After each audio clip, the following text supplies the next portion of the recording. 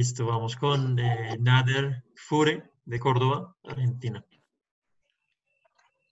Nader, hola. Hola, Karen, ¿cómo andas? Muy Mira, bien, ¿y tú? muy bien y bueno, muy entusiasmado por la charla y a la vez muy impactado con todas tus historias y sobre todo las más trágicas que me llegaron al alma. Bueno, el año pasado estuve en el Líbano y Sí. vi la parte linda y muy poco de la parte que no se muestra mucho, pero al recorrerla, bueno, uno puede observar un poco sobre todo los refugiados.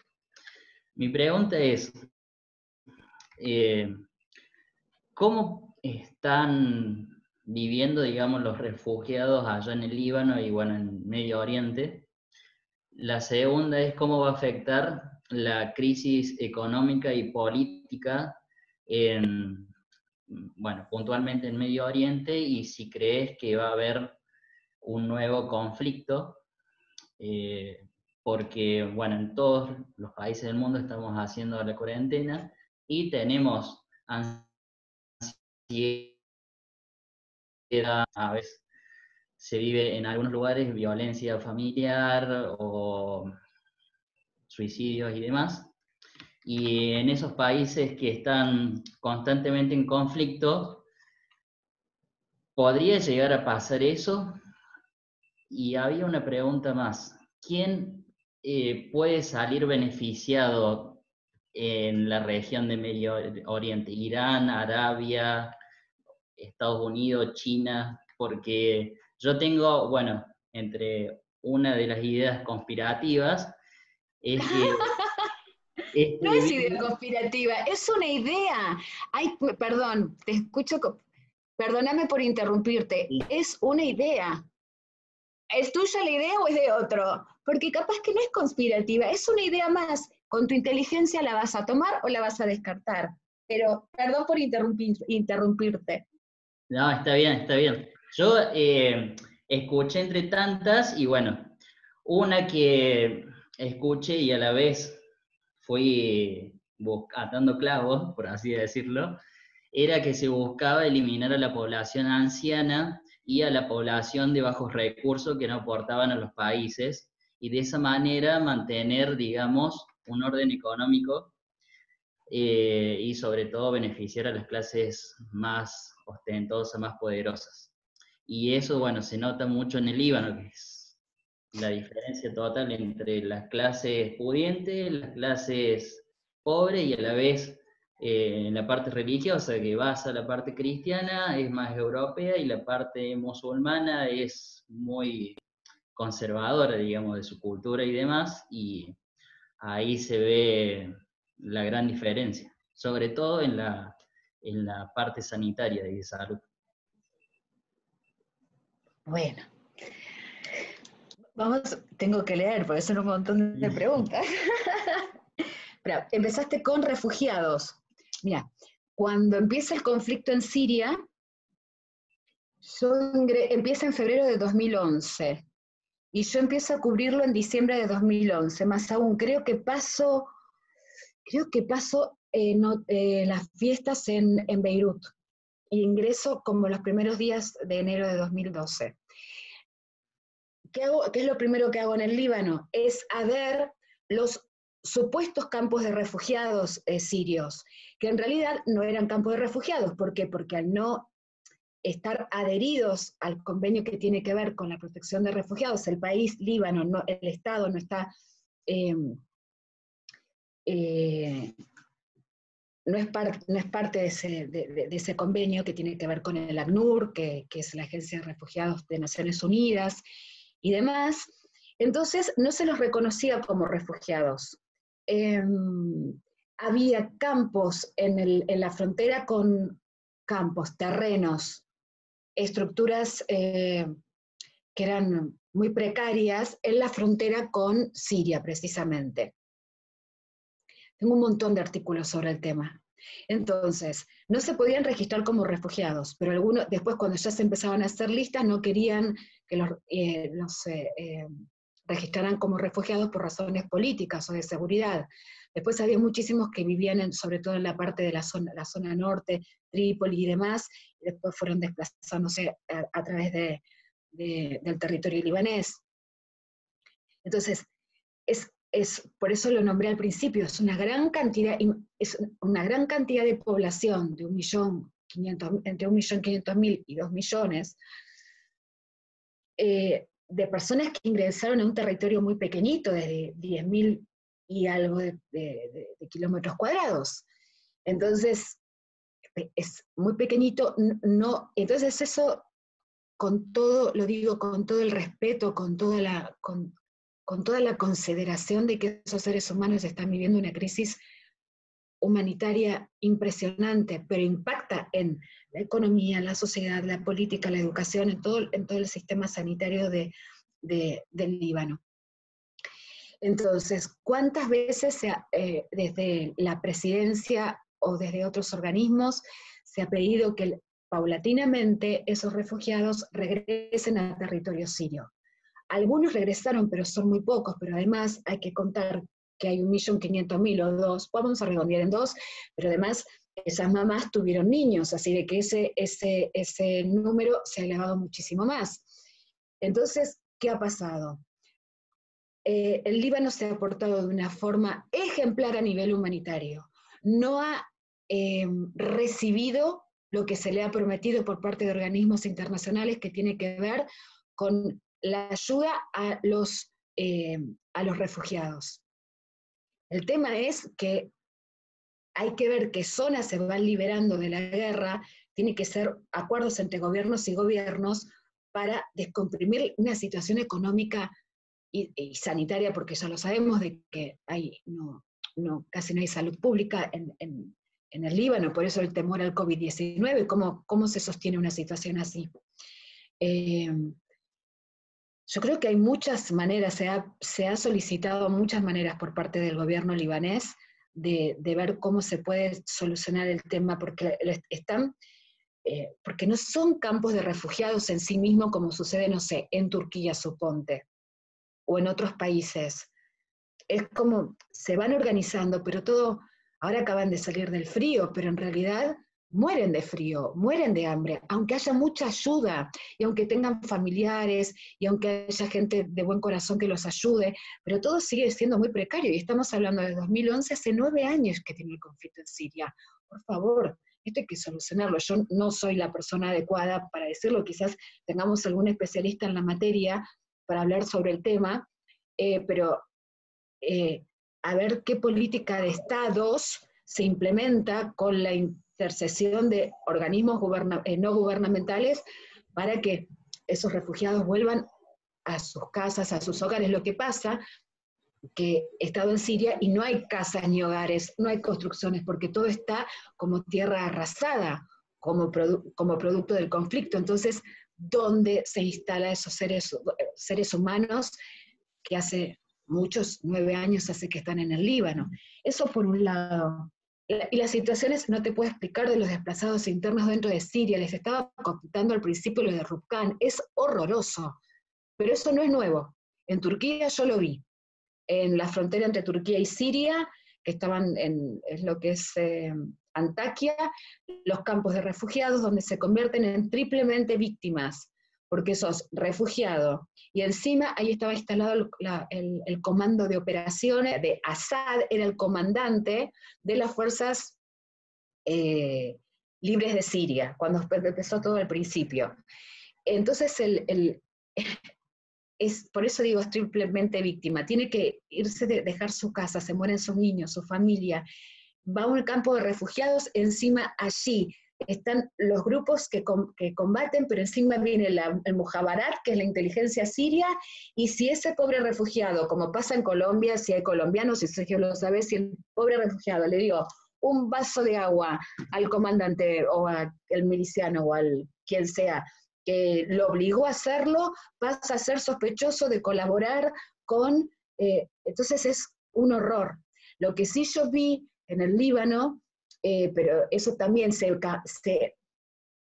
camuflaban con los refugiados, milicianos que en ese momento eran de del ejército libre de Siria, creo que me equivoqué antes cuando dije la palabra, el ejército libre de Siria, que fue al principio, que después fue absorbido y eliminado y aniquilado por Daesh frente al Nusra y todos los demás terroristas, todos los demás grupos terroristas. ¿Qué va a pasar en Líbano? ¿Qué va a pasar en Libia? ¿Qué va a pasar en Siria?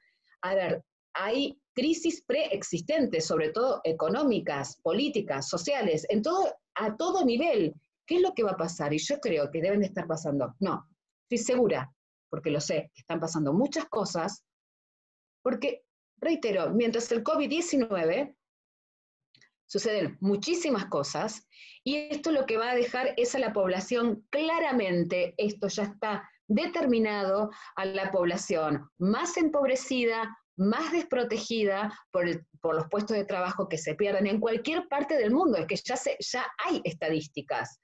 Por las condiciones sanitarias, por las condiciones psicológicas, hay muchas consecuencias muy graves. Hay gente que no le presta atención al tema psicológico, es como una guerra, lo dijo Andrea en su momento. Así que creo que lamentablemente se van a profundizar los conflictos. Y habría que ver qué juegos de poder, porque en un momento me preguntabas quién ganaba. Por ejemplo, yo descubrí en el 2011, cosa que no tenía ni la mínima idea, igual que otros periodistas, porque como no podías ingresar a Libia, los intereses que tiene China en África son impresionantes, y los intereses que tenía China en Libia eran mega millonarios. En Siria sucedía lo mismo. Entonces hay que ver muy bien qué movimiento se está dando cada uno. ¿Quién se beneficia? Siempre se van a beneficiar los poderosos. Los únicos que van a quedar perjudicados siempre es la población civil. Los poderosos y los que tienen nexos con los poderosos. Ahora, ¿quién va a ganar esto? Y hay que analizar, ya ahí entraríamos en geopolítica y necesitaríamos el mapamundi que está por ahí, que lo saqué. Entonces tendríamos que, disculpen, empezar a ver esto, que es muy interesante, y empezar a ver quién le conviene qué cosa a quién, y cómo se arman los juegos de guerra donde el ser humano no tiene ningún valor. Lamentablemente, para algunos que hacen la guerra. Los que las pergeñan, no los que están en los campos de batalla, a los que las pergeñan, los que las idean.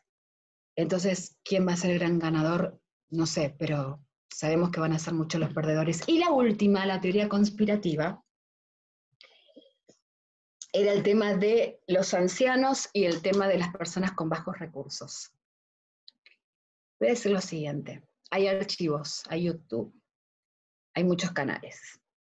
Hay muchas cosas que se están bajando, quiero comentarles. Hay mucha información que se baja, que se está eliminando, hasta información que es muy inocente que se está eliminando de YouTube. Pero hay personas que en altos cargos de poder que han dicho, por ejemplo, que habría que hacer algo con los ancianos porque estaban generando un gasto, más o menos palabras así. Es muy correcto lo que tiene que ver con la pregunta, porque ya eso fue dicho públicamente, hay que hacer algo con eso. Y después los invitaría a leer sobre ingeniería social, sobre control de masas. ¿Vieron cuando hablan de los rebaños? Bueno, pongan control de masas, ingeniería social. ¿Por qué hay unos 8.000 ingenieros sociales en este momento analizando, eso sí, es información, analizando el comportamiento de los seres humanos? Les dijeron que hagan tal cosa, lo hacen, les dijeron que hagan tal otra, lo hacen. No significa que no hay que hacerla, porque no hay que hacerlo. Vamos a distinguir. Hay que lavarse las manos, hay que tener distancia social, porque supuestamente esto, o está comprobado, que genera vehiculización del virus, perfecto. Pero cada día hay un paso más. ¿Y qué hacemos? Entonces están analizando nuestros comportamientos como humanos. Entonces reitero, ingeniería social, control de masas. Investiguen, si les interesa saber qué nos está pasando, el Instituto Tavistock. Y Andrea, que no sé, que no te veo, si estás por ahí, Andrea Maluf. El Instituto Tavistock es un instituto inglés con base en Londres, Andrea, y todos. Yo empecé a leer cuando empecé a tener estrés postraumático de guerra. ¿Por qué? Porque el Instituto Tavistock, miro para allá porque allá están otros libros, y está el Instituto Tavistock, empezó a analizar lo que se denomina el punto de ruptura. Eran los soldados que luchaban en la Primera Guerra Mundial. ¿Por qué tenían neurosis de guerra? Entonces, vivían diferentes situaciones. Lo estoy diciendo muy, perdón Andrea, lo estoy diciendo fácil y como puedo, para que se entienda y como yo lo puedo explicar, que no soy profesional. Entonces, está lo que se denominaba neurosis de guerra, pero se producía ante algo que decían punto de ruptura. Metes tanta presión al ser humano, tanta, que en un momento explota. Como el tema del burnout, que se detectó primero en los médicos. O sea, a mí un psicólogo me dijo, es como si tuvieras un cablecito y se pela el plástico. O sea, se quema. Y en realidad es lo que tenemos en la cabeza lo que se quema. Nuestras neuronas o nuestras conexiones neuronales, o allí alguien podrá ayudar con el chat y escribirlo correctamente. Cuando empecé a investigar sobre el Instituto Tavistock, que empecé a leer diferentes libros, entonces hablan sobre el estrés traumático de guerra, y empiezo de pronto a ver las operaciones que se hacían con la cabeza, con la gente, los experimentos sociales. Entonces, quisiera que ustedes lo investigaran, pero hay un montón de documentos desclasificados, de un montón, muchas operaciones que tienen que ver cómo se manipula el cerebro de los seres humanos. Entonces, yo no sé si estoy respondiendo exactamente a tu pregunta, pero creo que la estoy dando a entender. Entonces, investiguen y estudien, porque no son teorías conspirativas. Hay mucha documentación desclasificada.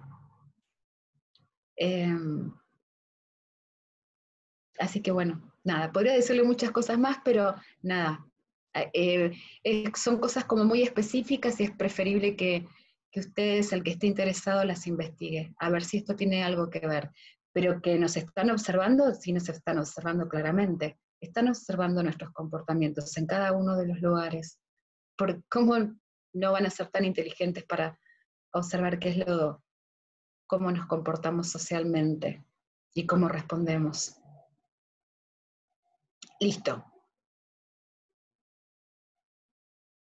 Listo, Karen, muchas gracias. Perdón. Vamos a mostrar el video. ¿Se respondió la pregunta, Nader? ¿Se respondió la pregunta? ¿Se respondieron las preguntas? Porque fueron preguntas complicadas que algunas son complejas para responder. Perdón, Sergio, que te haya interrumpido. No, tranquilo. No contesta, no dice nada. Sí, fueron, ahí estaba. Bueno. Ahora tengo el audio activado. Sí, se respondieron las preguntas y bueno, la última obviamente que es compleja y me quedé con ganas de seguir investigando, así que lo voy a hacer y te agradezco un montón. Acordate, control mental, operaciones de control mental. Y hay algunas que fueron hechas, ejecutadas, realizadas y pensadas, por supuesto, por científicos, y ejecutadas, bueno, mira algo así como ¿qué pasó en el Festival Woodstock? ¿Qué droga distribuyeron gratuitamente como el LSD y cómo destruyeron? Buscarlo como operaciones de control mental. Bueno, Y te recomiendo el proyecto MK Ultra. Miro para acá, miro para la cámara porque te estoy mirando a vos. Empezá con el proyecto MK Ultra que salió del Instituto Tavistock, creo. Pero eso es información desclasificada, documentos del Departamento de Estado y demás. bueno, muchísimas gracias, Karen. Viene de Diana Khalil, Colombia. Dice, me llama mucho la atención la forma en la que los libaneses conviven con todas estas cosas. ¿Consideras que la suma del COVID más los enfrentamientos tipo Guerra Fría generará un éxodo en Medio Oriente? ¿O consideras que la población en general quiere reconstruir el país? Lo digo por todas las solicitudes que hubo de libaneses por volver al país durante el confinamiento. Diana, ¿me dijiste Diana? Sí, Diana Khalil. No, me parece que no, no sé si comprendí bien la pregunta, voy a reformularla. Es que hubo muchas solicitudes de libaneses que quieran regresar al Líbano, de personas de libaneses que están en la diáspora. Repetime la pregunta otra vez, algo se me desconectó. Sí. ¿Consideras que la suma del COVID más los enfrentamientos tipo Guerra Fría generará un gran éxodo en Medio Oriente? ¿O consideras que la población en general quiere reconstruir el país? Lo digo por todas las solicitudes que hubo de libaneses por volver al país durante el confinamiento. No lo sé. Hay que ver el impacto psicológico, desconozco. Sí sé de que hubo solicitudes para el regreso. Me parece muy interesante que los jóvenes, porque la verdad que hay un gran porcentaje de población joven en el Líbano, si el dato no es correcto, por favor me corrigen, y creo que jóvenes muy inteligentes, muy formados, muy capacitados, que se podría dar paso a una nueva generación, a esta renovación que tanto necesita el Líbano,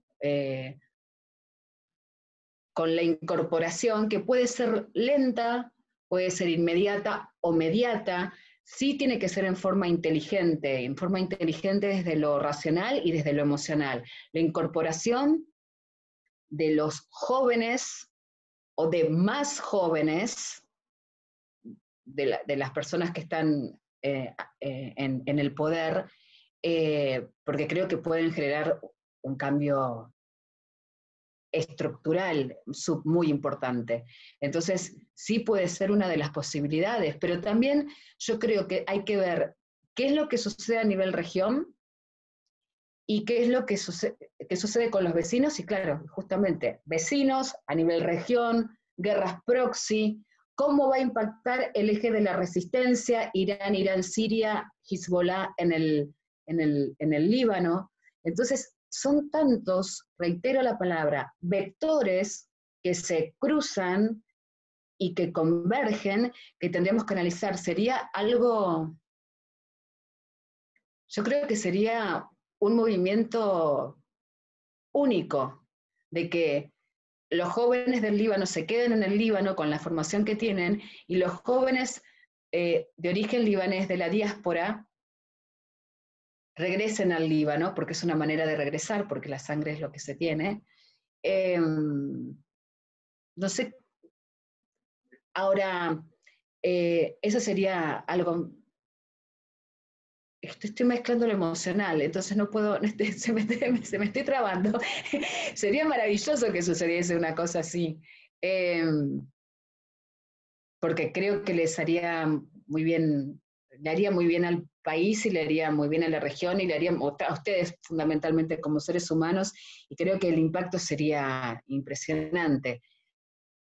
Pero como eso sería como muy lineal, tenemos que observar todo lo que sucede a nivel regional, y lo que está sucediendo a nivel regional son movimientos sísmicos.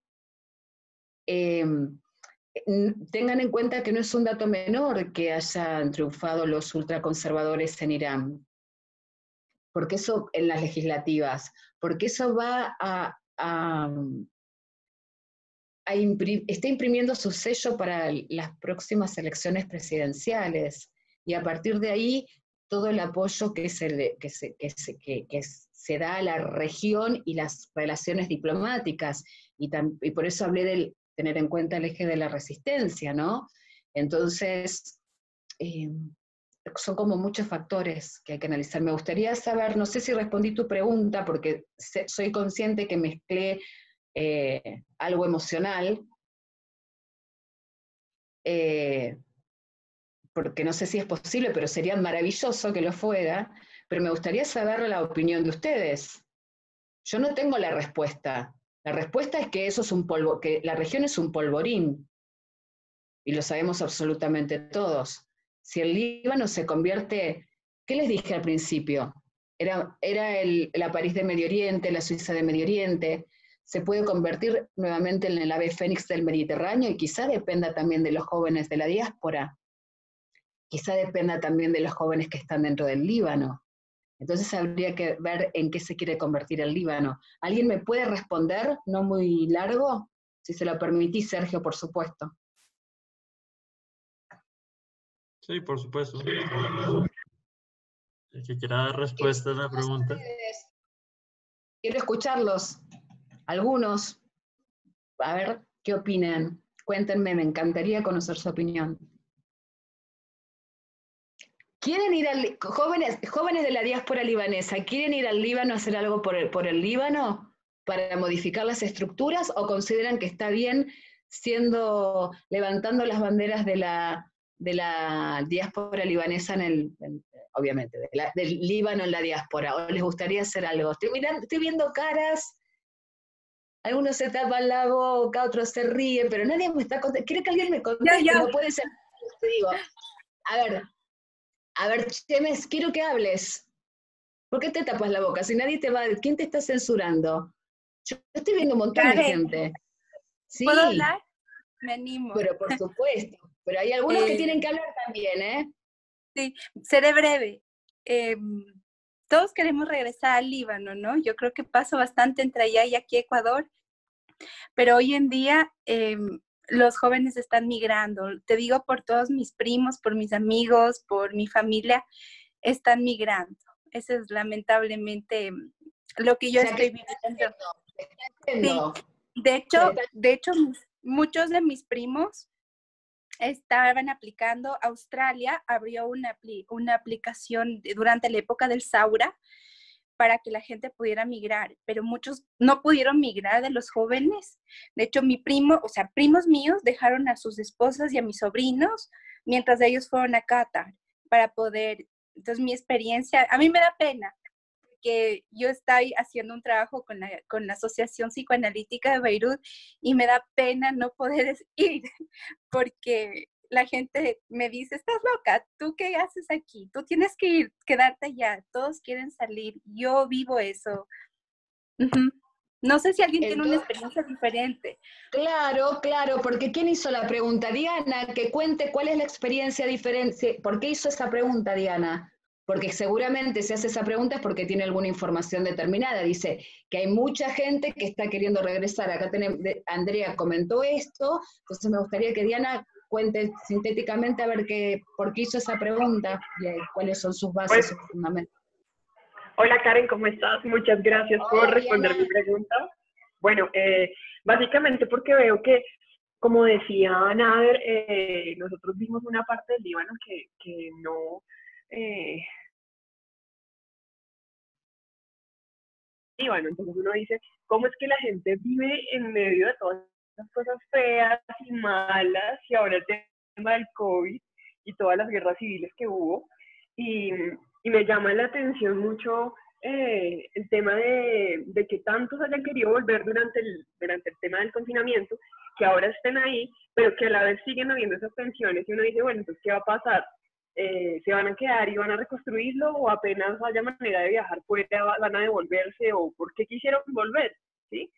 No es una cosa como de que ellos no sean muy familiares, porque todos sabemos que los libaneses son muy familiares, o sea, esas idas y venidas al Líbano son normales, pero no sé, o sea, me causa curiosidad porque no conozco el lado como tan trágico, sino conozco el lindo, entonces por eso te pregunto, porque tú pues habrás tenido más experiencia y por eso era la duda.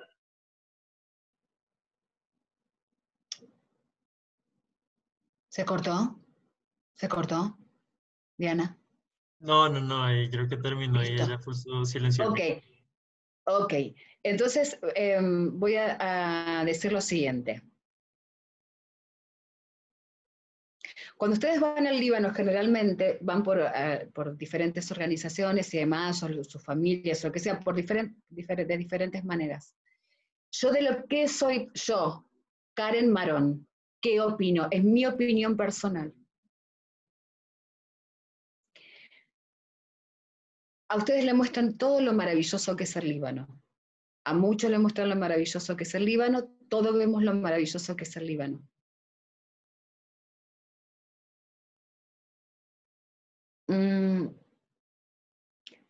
Para poder crecer, para poder renacer, para poder transitar, para poder crecer, para poder evolucionar, para poder llegar, hay que tener un diagnóstico de situación, vamos a suponer, decir, ver la realidad para llegar al objetivo, o sea, la realidad con todas sus facetas, con todas sus aristas, para poder llegar a un resultado correcto, porque si nos faltan elementos, vamos a llegar a un resultado incorrecto. Por lo tanto, yo siempre estoy de acuerdo, por eso los felicito, que se muestre toda la historia del Líbano, que se muestre la historia remota, la historia antes de la guerra civil, la historia de la migración. ¿Por qué? ¿Por qué hubo inmigración? ¿Por qué no se habla de la hambruna 1917 que sufrió el Líbano, donde murieron miles y miles de seres humanos? De las nuevas, de los nuevos Emirados, ¿por qué ustedes se tienen que enterar lo que en este momento, que hubo niñitos heridos de por vida por las bombas de fragmentación o la utilización del dime o el fósforo blanco? Todo lo tienen que saber, porque es como querer entender Medio Oriente desde una perspectiva occidental. Hay que tener la cabeza abierta, hay que ser open mind, hay que estudiar, hay que interiorizarse, hay que comprender. Y yo creo que también cualquier país va a salir a partir del sinceramiento de lo que fuimos, estoy hablando de cualquier país al que pertenezcamos. Y en el Líbano o cualquier país de Medio Oriente, cualquier país en la Tierra, en el planeta, de lo que fuimos, de lo que somos y de lo que queremos ser. Pero hablando de verdad, el país no sale, el Líbano no va a salir solo consumiendo o bailando taque o fumando narguilé. Yo sé qué les parece, o sea, ¿hablamos con la verdad o solamente vemos las cosas bonitas? Claro que tenemos que mostrar las cosas bonitas, pero para salir de verdad tenemos que hablar también de la realidad. Si no, la verdad que es un grado de alienación. No, ¿dónde estás, Andrea? Por algún lado. ¿No te parece que hay un grado de alienación si uno no reconoce la realidad? Te hago la pregunta, porque si todo es hermoso y la historia reciente y la historia pasada y la actualidad. Yo les voy a decir una cosa que, porque, o sea, soy tan libanesa, pero crecí toda mi vida en Ecuador. Y una de las cosas que en el Líbano crecí, he ido 4 meses, me quedo mucho tiempo ahí, voy y vengo, es que los libaneses tienen mis primos que sí vivieron en la guerra, ellos tienen como una especie de negación, es un efecto psicológico de la guerra, la negación con la realidad. Líbano en su historia es una cultura de música, de historia, de baile. pero la guerra los deprimió y los hizo como una disociación con la realidad. La disociación que muchos chicos que vienen de afuera nos dicen. Y yo farreo un montón en Líbano, yo vivo entre los occidentales y los libaneses. Y es lo que pasa, lo que dice Karen, ¿no? Hay que ir un poco a fondo. Por ejemplo, nosotros que tenemos el grupo de estudio psicoanalítico en Beirut, es tan interesante escuchar porque ellos son psicoanalistas de la guerra y son los que estudiaron las neurosis de la guerra. Pero esa disociación con la negación. Mis primos me dicen, si quieres ser feliz en Líbano, no veas noticias. Disfruta, baila, trabaja como puedas, pero es un vaivén. Por eso yo pienso que de aquí va a haber una nueva ola de migración de los jóvenes. Eso, Karen, no sé si pude aportar un poquito con esto, ¿no? Que estás tú mencionando, esta disociación y la negación, ¿no? Que funda mucho es muy característico en países de guerra que haya negación con la realidad. Es algo también muy traumático.